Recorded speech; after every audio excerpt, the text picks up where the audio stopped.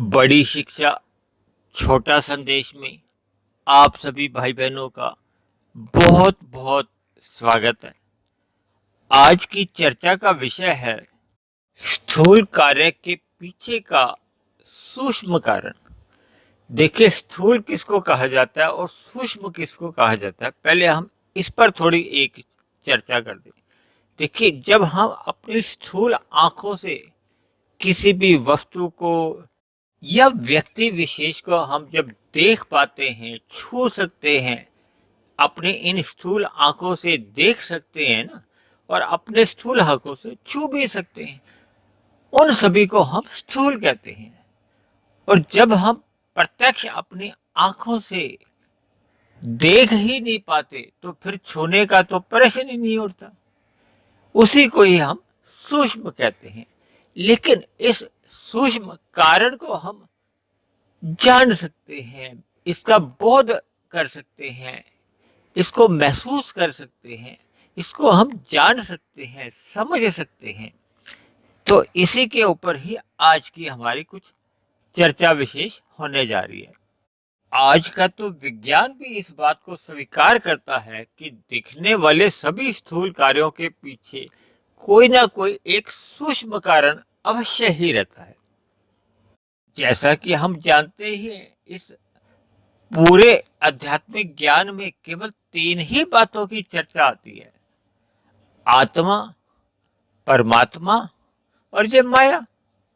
माया यानी प्रकृति, और प्रकृति यानी 3 गुण। प्रकृति के 3 गुण: तमोगुण, रजोगुण और सतोगुण।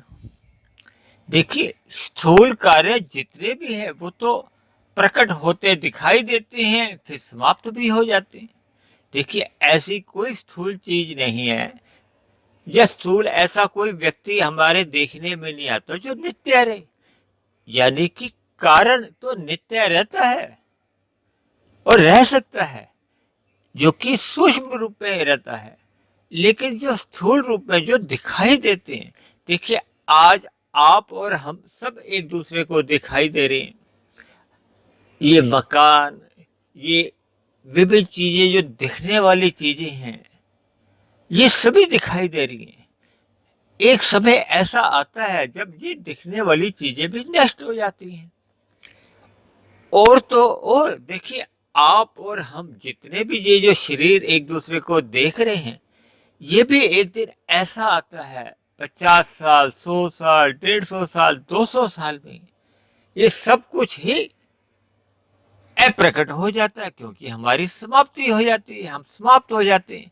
यानी कि सूक्ष्म कारण जो है वो सदा मौजूद रहता है, लेकिन स्थूल कार्य प्रकट होते हैं और अप्रकट होते हैं, जो समाप्त हो जाते हैं। यानी हम इन बातों को किसी भी रूप में ले सकते हैं। देखिए, ये जो प्रकृति के 3 गुण हैं, सतोगुण, रजोगुण और तमोगुण, ये भी हमें आपको दिखाई तो नहीं देते, लेकिन इन्हीं गुणों से ही 23 तत्वों का विस्तार होता है। ये तो हमने बहुत बार चर्चाएं इस पर की हैं। देखिए, जब आरंभ में इस प्रकृति का विस्तार होता है ना, देखिए, सतो रजो तमो गुणों को एक तत्व कहा जाता है। इसी एक तत्व से 23 तत्वों का विस्तार होता है, और उन्हीं 23 तत्वों का जब एक प्रलय का समय आ जाता है, भले ही लाखों वर्षों का होता है, फिर उन्हीं 23 तत्वों का अप्रकट हो जाते हैं। किसमें? वो सतो रजो तमोगुण में। यानी कि सतो रजो तमोगुण तो हमें आपको दिखाई नहीं देते, सूक्ष्म चीज है।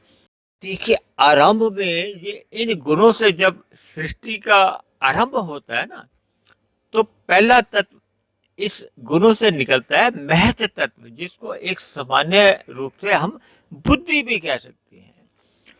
फिर बुद्धि से अहंकार तत्व की प्रकट होता है, और ये अहंकार 3 प्रकार का होता है। देखिए, अक्सर हमने आपको बताया ना, ये गुणों से जितनी भी प्रकृति प्रकट होती है, इसको त्रिगुणात्मक ही कहा जाता है। यानी हमारे आपके दिखने वाली जितनी भी संपूर्ण प्रकृति है, वो संपूर्ण रूप से त्रिगुणात्मक ही है, क्योंकि गुणों से जो निकली है। यानी पहला तत्व तो स्वयं प्रकृति के सतो रजो तमो गुण है, जो कि बताया जाता है ना, नित्य बने रहते हैं। देखिए, आत्मा भी नित्य रहती है, परमात्मा तो नित्य है ही है। तभी तो आपको ध्यान होगा, हमने 1 साल पहले एक सत्संग किया था, सच्चिदानंद। 1 साल से भी पहले की बातें हैं। तो सच्चिदानंद में 3 बातें आती है ना, सत्य, चित और आनंद। सत्य का मतलब होता है जो तीनों कालों में रहते हैं, सदा रहता है, जिसका भूतकाल, वर्तमान काल और भविष्य नहीं रहता। इस क्योंकि ये प्रकृति या माया, ये 3 गुणों की जो है, ये नित्य बने रहते हैं, क्योंकि 23 तत्व इनसे प्रकट होते हैं, और जब प्रलय आती है तो ये 23 तत्व पुनः उन सतो रजो तमो गुणों में ही वापस लौट आते हैं। और आत्मा का तो देखिए, आप और हम अच्छी तरह जानते हैं कि जन्म मरण ही नहीं होता, और परमात्मा तो नित्य है ही है। यानी कि सूक्ष्म तत्व सदा बना रहता है, और स्थूल कार्य प्रकट होते हैं, और उन्हीं स्थूल कार्यों में एक स्थूल पदार्थ भी आ जाते हैं, जिसमें आप और हम, यानी कि 84 लाख जोनियों के जो अलग अलग शरीर हैं स्थूल रूप से, वो भी जन्म लेते हैं और मृत्यु को प्राप्त होते हैं। यानी कि स्थूल कार्य जब पदार्थ हमें दिखाई भी देते हैं, फिर वो एक समय आता है जब वो समाप्त हो जाते हैं। देखिए, अभी बताया ना, प्रकृति के गुणों से पहले महत्त्व निकलता है, यानी कि बुद्धि, इसको ज्ञान भी कहते हैं। फिर वहां से अगला तत्व निकलता है अहंकार। देखिए, अहंकार 3 प्रकार का होता है। देखिए, जो आम बोलने में जो हमारे अहंकार आता है ना, जिसको शास्त्रों में बुरा भी कहा जाता है, जिसकी निंदा भी की जाती है, कि हमारे आपके बीच में अहंकार नहीं आना चाहिए किसी बात का। अहंकार आने से हम परमात्मा के मार्ग पर चल नहीं पाते। ये उस अहंकार की बात नहीं है, ये स्वाभिमान वाले अहंकार की, जो शास्त्रों में एक अहंकार तत्व की बात आती है। यानी ये अहंकार 3 प्रकार का होता है: सात्विक अहंकार, राजसी अहंकार और तामसी अहंकार। देखिए, सात्विक अहंकार से मन प्रकट होता है। इसी तरह राजसी अहंकार से 5 ज्ञानेंद्रियां और 5 कर्मेंद्रियां, और इसी तरह तामसी अहंकार से स्थूल तत्वों के जो एक सूक्ष्म तत्व होते हैं ना, गंध, रस, रूप, स्पर्श और शब्द, ये 5 तन्मात्राएं भी कही जाती हैं। यानी कि जो हमारे स्थूल तत्व पृथ्वी, जल, अग्नि, वायु, आकाश है ना, जैसे आकाश का जो सूक्ष्म तत्व है वो शब्द है। देखिए, आजकल तो टीवी का जमाना है, या मोबाइल का या कंप्यूटर का जमाना है, तो रेडियो का जमाना तो अब रहा नहीं। पहले रेडियो पर अक्सर जब समाचार आते थे तो उससे पूर्व कहा जाता था ये आकाशवाणी, वाणी को कहते हैं क्षेत्रीय। देखिए, हम और आप जो बोल रहे हैं, जो मैं भी जो बोल रहा हूँ, ये मेरी वाणी है ना। आकाशवाणी शब्द भी वहीं से ही निकला है, क्योंकि आकाश का जो एक सूक्ष्म तत्व है उसको शब्द कहा जाता है। शब्द यानी वाणी। हम भी देखिए, मैं जो बोल रहा हूँ वो भी शब्दों से ही आप बोल रहा हूँ ना, यानी शब्द और वाणी एक ही बात है, जो मेरी शब्दों द्वारा वाणी ही तो निकलती है ना। अगला तत्व आता है स्पर्श। देखिए, स्पर्श वायु का गुण है। देखिए, वायु तक जितने भी तत्व आए हैं अभी तक, वो आप और हम स्थूल आंखों से देख ही नहीं पाते। वायु को भी देखिए, आप और हम देख थोड़ी पाते हैं। ये तो हम महसूस करते हैं ना, कि वायु का हमें स्पर्श हो रहा है, हमें गर्मी लग रही है, गर्म हवा चल रही है या ठंडी हवा चल रही है, तो इसका हमें बोध होता है, स्पर्श होता है हमारे शरीर के साथ, लेकिन हम इनको प्रत्यक्ष रूप से देख नहीं पाते। अब हम अगले तत्व पे आते हैं, रूप। रूप अग्नि का गुण है। इसी तरह देखिए, अग्नि में ही प्रकाश होता है ना, तो हम जो शीशे में एक दूसरे की जो हम शक्लें देख पाते हैं, तो क्या है, वो प्रकाश के कारण ही ना। ये भी रूप, इसीलिए देखो हम अपना रूप देख पाते हैं। फिर अगला तत्व आता है रस। रस यानी स्वाद। जल में एक स्वाद होता है। इसी तरह अगला और अंतिम तत्व आता है पृथ्वी, जिसका एक मूल जो एक गुण गिना जाता है, या तन्मात्रा जो है, या इसका जो एक सूक्ष्म कारण है, वो है गंध। गंध से देखिए दुर्गंध भी आता है, सुगंध भी शब्द निकले हैं, ये दोनों शब्द भी वहीं से निकले हैं। यानी कि हम जो अंतिम तीन तत्व हैं, पृथ्वी को हम पूर्ण रूप से देख पाते हैं। देखिए हम स्थूल रूप से जितनी भी चीजें देख पाते हैं, या एक दूसरे के जो हम शरीर देखते हैं, यानी कि पृथ्वी जल अग्नि तक तो हम लगभग पूर्ण रूप से देख पाते हैं। हम जैसे जैसे आगे बढ़ते जाते हैं, ये सूक्ष्मता बढ़ती जाती है। यानी स्थूल रूप से अंतिम तत्व पृथ्वी, जो कि बिल्कुल ही स्थूल है, ठोस है, आकार है, जिसको हम छू सकते हैं, जबकि जल उससे सूक्ष्म तत्व आ जाता है। उसका उतना हम छूने का मतलब, जितनी पृथ्वी के साथ एक ठोस चीज है, उतने तो हमारा आभास नहीं होता ना। इसी तरह फिर अग्नि है, वो और सूक्ष्म, उसके बाद वायु है, वो हम बोध कर सकते हैं, यानी कि उसको हम महसूस कर सकते हैं। इसी तरह आकाश है, आकाश को हम क्या, देखिए मैं अपना हाथ हिला रहा हूँ या आप अपना हाथ हिला रहे, तो ये एक स्पेस है ना, आकाश जगह शून्य है, यानी कि ये भी हमें दिखाई नहीं देती।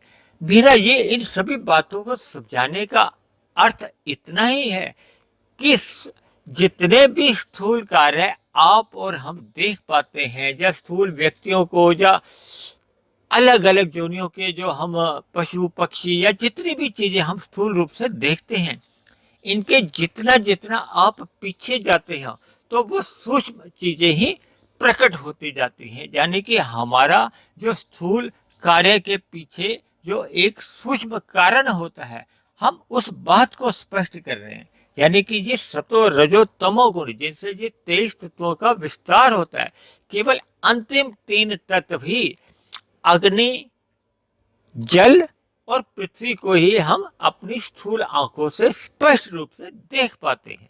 इसी तरह देखिए आप और हम इतने जो मकान बनाते हैं, ये इतनी बड़ी बड़ी जो इमारतें बनती हैं, 20 मंजिल 100 मंजिल, इनके जो नीचे जो उसकी फाउंडेशन या नींव जो होती है, वो कितनी सूक्ष्म, वो तो हमें प्रत्यक्ष रूप से नहीं दिखाई देती ना, लेकिन इस पूरी इमारत उसी नींव पे ही टिकी होती है।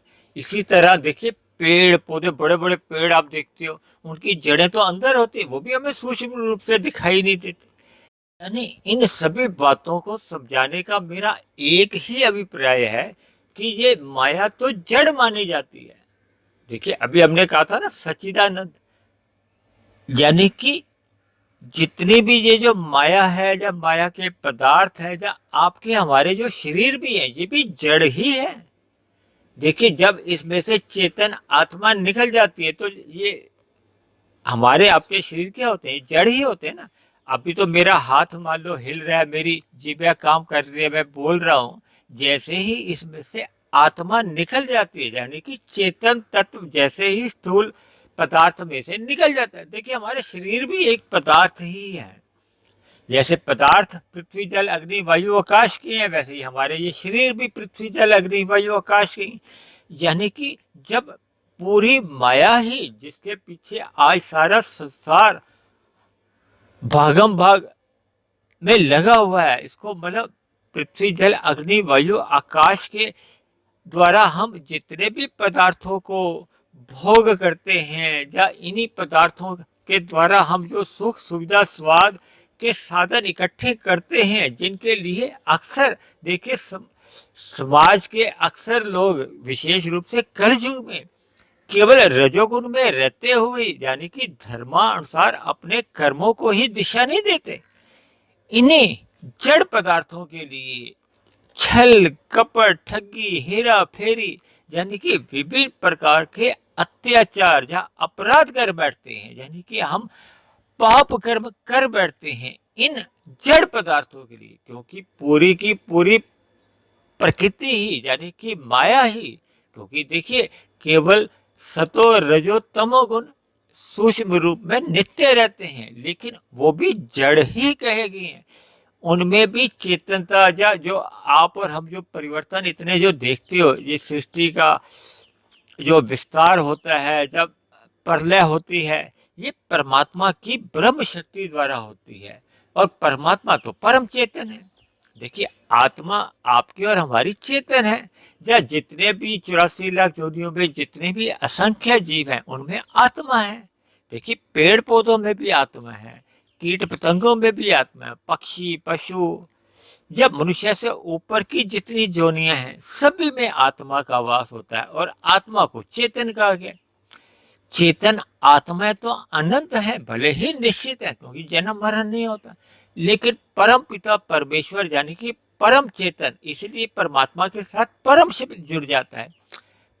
परम चेतन केवल एक ही शक्ति है, एक ही परमात्मा है, जबकि आत्मा जो चेतन है वो अनंत है।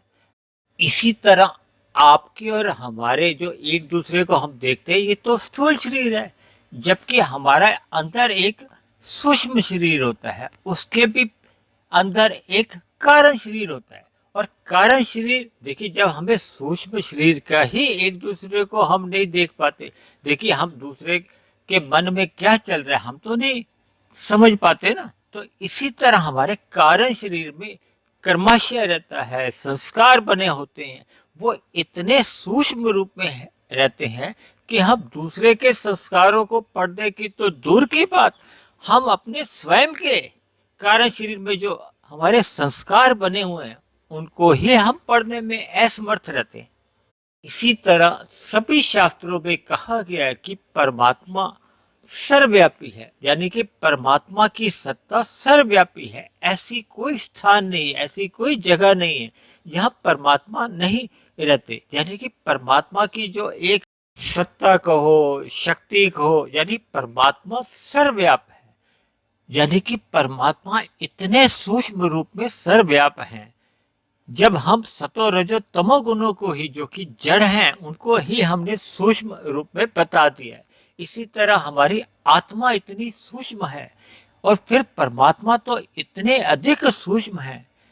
तो आज की चर्चा को हमने अलग अलग पहलुओं से, यानी कि प्रकृति के गुणों को भी और प्रकृति के पदार्थों को भी और आत्मा और परमात्मा को हमने विभिन्न उदाहरणों द्वारा एक परमात्मा की सूक्ष्मता का आपको बोध करवाया है। यानी कि जितने भी स्थूल कार्यों के पीछे जो कारण होता है वो सूक्ष्म ही रहता है, जो हमें दिखाई नहीं देता। तो आज की चर्चा को, आज के सत्संग को हम यही विश्राम देते हैं। आप किसी भाई बहन का कोई प्रश्न हो, कोई बात समझ में नहीं आई हो, तो आप नीचे दिए गए कमेंट्स बॉक्स पर आप अपने विचार, अपने प्रश्न या अपने सुझाव लिख सकते हैं।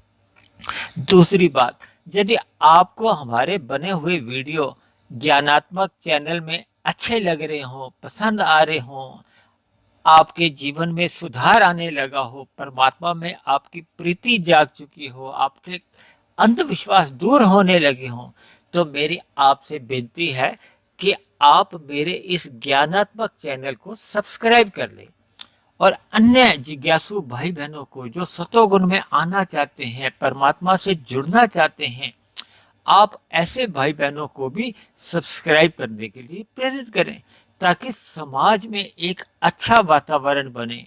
क्योंकि देखिए, कलयुग चल रहा है, वातावरण दिन प्रतिदिन बिगड़ता जा रहा है।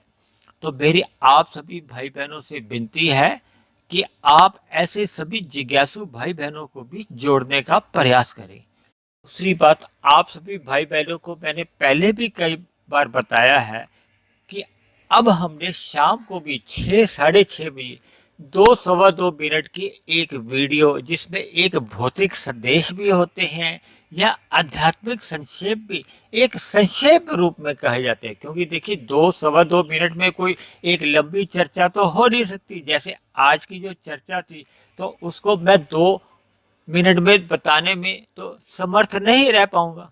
इसलिए देखिए, लंबी चर्चाएं जो समझाने में एक समय लगता है, जिसको एक विस्तार से समझाना होता है, उनको तो हम सुबह की चर्चाओं में ही ले लेते हैं। लेकिन जो संक्षेप में एक संदेश समाज में देना होता है, चाहे वो भौतिक संदेश है, चाहे वो आध्यात्मिक संदेश है, ऐसे सभी संदेशों को हम 2 मिनट वाली वीडियो, जो कि प्रभु की वाणी फकीर की जबानी के अंतर्गत हम कुछ दिनों से अपलोड कर ही रहे हैं, तो मेरी आप सभी भाई बहनों से विनती है कि शाम के समय भी जो 2 मिनट वाली वीडियो आती है या अपलोड की जाती है, उसको भी आप अवश्य ही सुने और परमात्मा से जुड़ने का अपना एक लक्ष्य बनाए रखें। तो आज की चर्चा को हम यहीं समाप्त करते हैं। कल फिर मिलते हैं एक नए विषय को लेकर, एक नए संदेश के साथ। तब तक आप सभी भाई बहनों का बहुत बहुत धन्यवाद।